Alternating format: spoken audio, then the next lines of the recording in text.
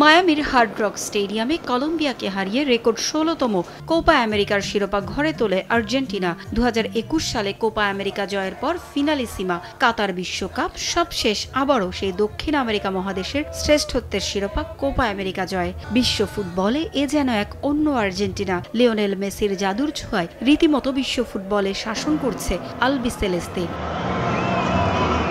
এবারের কোপা আমেরিকায় একচেটিয়া আধিপত্য ধরে রেখেই শিরোপা জয় করে মেসিরা। ২০ জুন থেকে ১৪ জুলাই পর্যন্ত চলা কোপা আমেরিকার ৪৮তম আসরে অংশ নিয়েছিল ১৬টি দল। ৩২টি ম্যাচ শেষে যোগ্য দল হিসেবেই ট্রফি ঘরে তোলে আর্জেন্টিনা। এমন জয়ের পর কোপা আমেরিকার সেরা একাদশেও জয় জয়কার আলবিসেলেস্তেদের।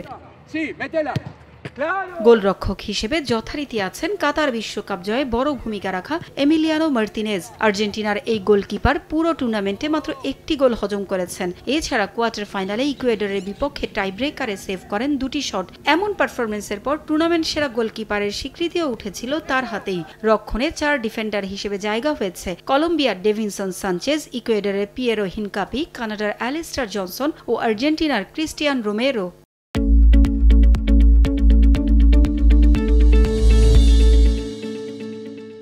মিডফিল্ডে কলম্বিয়ার হামেস রদ্রিগেজ, উরুগুয়ের ম্যানুয়েল উগার্তে ও আর্জেন্টিনার রদ্রিগো দি পল।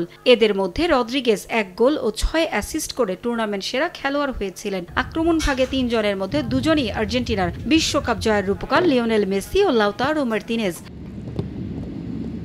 বিশ্বকাপে লাউতারো মার্তিনেজের গোল মিস নিয়ে কম সমালোচনা হয়নি, তবে আসর জুড়ে প্রতিটি ম্যাচেই আর্জেন্টিনার ত্রাণকর্তা ছিলেন ইন্টার মিলান তারকা। ফাইনালেও তার গোলেই জয় পায় দল। ফাইনাল সহ লাউতারো গোল করেছেন মোট ৫টি, মেসি গোল করেছেন ১টি। এছাড়া ব্রাজিল কোপা আমেরিকায় ব্যর্থ হলেও আছেন রাফিনিয়া। আসরে কলম্বিয়ার বিপক্ষে ১টি গোল আছে তার। পারভিন আক্তার, সময় সংবাদ।